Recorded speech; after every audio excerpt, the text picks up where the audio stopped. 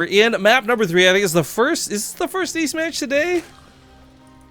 Yes. All right. Well, it's finally Iron Fortress because I know everyone kept picking this. But it's the JORD Invitational. You guys are watching the finals of the European group. Again, reminding and stressing that we got the North American group coming up shortly afterwards. But Bly, I'll introduce him in a second, has a message he wants to send everybody. The top left corner of the map. There you go. Acer Bly, blah, blah, blah. It says, I don't care if it's Legacy of the Void or Heart of the Swarm. Burrow Roach is still my thing. I'm the Roach King. Well, on the top right, as the Red Protoss, it is Welmu.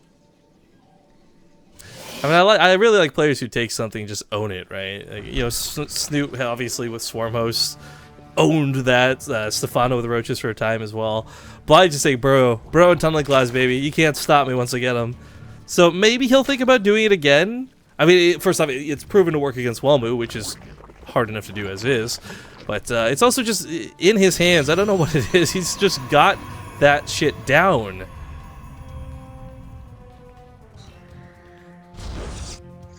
Oh, I thought maybe, you know, going for a cannon rush on Iron Fortress. Because it is Iron Fortress. And the problem being that the third base was not difficult to take, but obviously, you know, we talked about that problem, like the little well and then defending the natural in the third. It's definitely a lot worse on this map. So usually if we see it picked, it's because like they have a very specific build in mind, whether it's very, very defensive, like I'm not going to move out, but maybe I'll just barely hang on even without an economy, or it's very, very aggressive, like I'm going to two-base all in you. You gotta expect Bly knows that. In fact, he is getting speed for, you know, speedlings, and I imagine that's just to make sure that pylons don't get around without him noticing. Oh, that could be two-base all in again. Oh, okay. It's a two-base all in. It's the same problem's gonna present itself though, right? Like, Welmu knows how to stop this. As long as he's paying a little bit of attention. I wonder why Bly goes for this. Well, like mind games top of mind games, or? Oh yeah, that's what I feel like. It's Bly, right? Like, it doesn't give a fuck. Yeah, that's true. But it's like such a, like an odd map, like a later speedling attack on like a desperate third. You know, when it's like almost guaranteed not to get up anyways. Like that would be better. This, it's kind of a small enough choke. You know, at the natural. It's not terrible. It's not or like the jungle map and Legacy of the Void. Whoa! Ruins. What just happened? Did that really push the probe through the wall? That was so cool. That was a really lucky probe.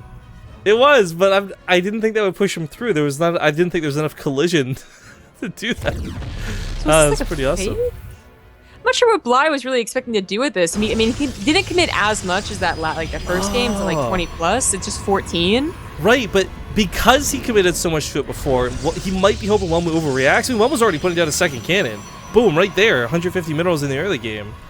I mean, is it worth it for Bly? I don't know, but the potential mind games is kind of cool. I like that. Like, okay, I revealed that I was willing to do this once. Obviously, I'd be willing to do it again. Psych. Yeah. That's interesting. And again, I'm not sure if it's worth it, but I mean, it might be. He already got the cannon down. Sure, that's obviously like something he did because he thinks it's all in, but what else did it affect? Did it affect his build choice? Was he thinking about going for a third expansion, but now he knows that speedlings are out? There's like, no way, not even gonna try it? Right, well, I mean, the question mark was this originally going to be a robo? You know, was Welmu thinking about getting Immortals much sooner? Or was this going to be, perhaps, Twilight Council, get faster blink, get better tech, play a macro game? I mean, we don't know which direction Welmu was going, or if this even bothered him. There's a chance this just was like, alright, safety cannon, but I don't really care, you know? Yeah. So it is one of those things for Bly where there was a chance this forced an overreaction. Maybe it did, maybe it doesn't. Either way, I like the idea of doing that rather than sitting back and playing passive, trying to greedily get 70 drones out ASAP. We have a Warp Prism coming out first. See a couple of Sentries warped in. We know what that's going to mean, but it doesn't have a lot of gas right now. It's getting +1. I mean, this could be the all-in, I guess. You just go send over there and two-base Immortal all-in. But there's also macro games that do include Immortals and, you know, Robotech basically as fast as possible. And when you're trying to get very hard thirds to take, sometimes getting up to Colossus as fast as possible is the way to go.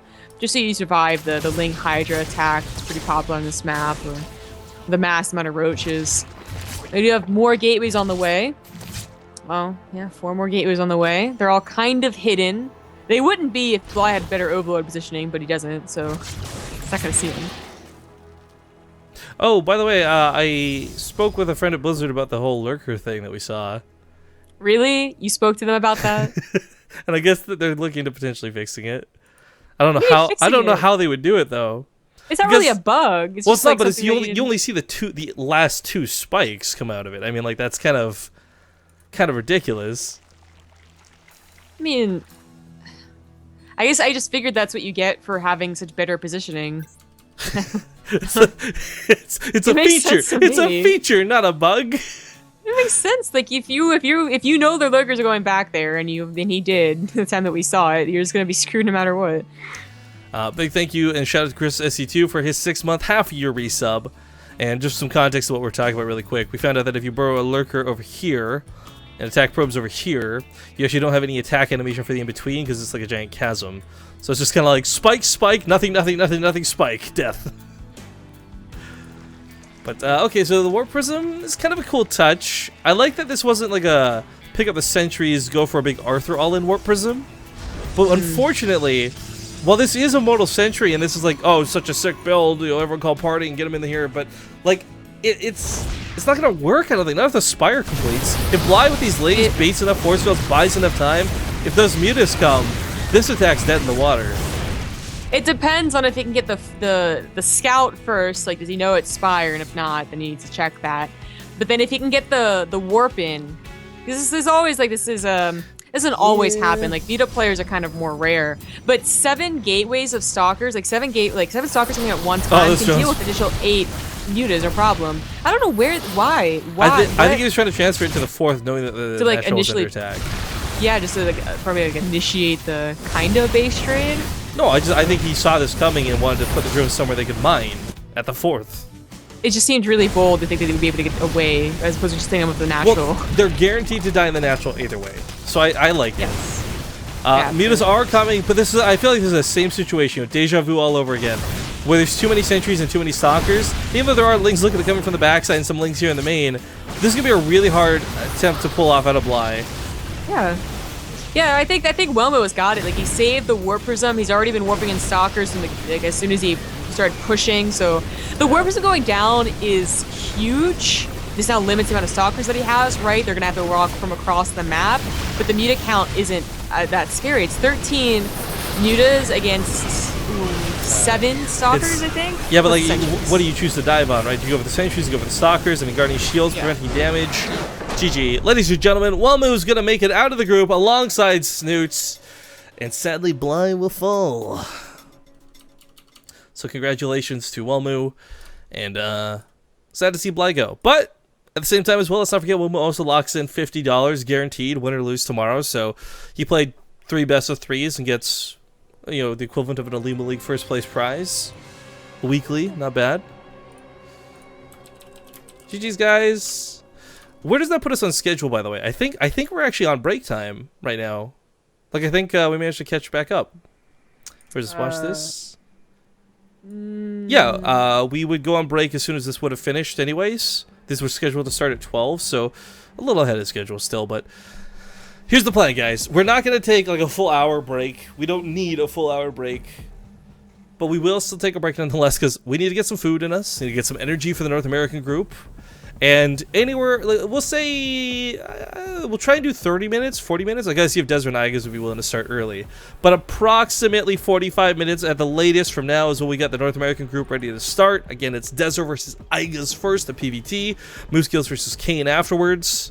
So stick around, guys. Thank you for watching. And we'll be back soon. Just while we're on the interim as well, big shout out to our channel sponsors. Before we talk more about the event sponsors, chairsforgaming.com, chairsforgaming.ca. If you guys want a DX racer and you live in Canada or the United States, you can get free shipping. You also get $20 off if you use promo code BaseTradeTV. I've got my new chair coming in, and I guess I'll have to make a video of me assembling it all horribly cringy again. But I'm excited for my new chair, as my old one died a long time ago. As well as thank you G2A. .com for sponsoring us. If you guys don't know, G2A, they sell game keys. I accidentally bought like 2 copies of CSGO the other night there, but I got them for cheap, which was nice. If you use promo code BASE over there, you get 3% off any game you buy. And of course, if for whatever reason you've been convinced, like, hey, these watches are sick, I want to buy them, you can also get 5% off of any purchase over there with promo code BASE. But make sure you enter the contest. Make sure you get involved with the AMA. There's so much cool stuff going on, guys, and I just love that we have things we can offer you. But thanks for tuning in. We'll be back in about half an hour, 40 minutes, something like that. We'll see if Desra and Igas are ready to go. Until then, we'll go to a break screen. We'll just play some music. #base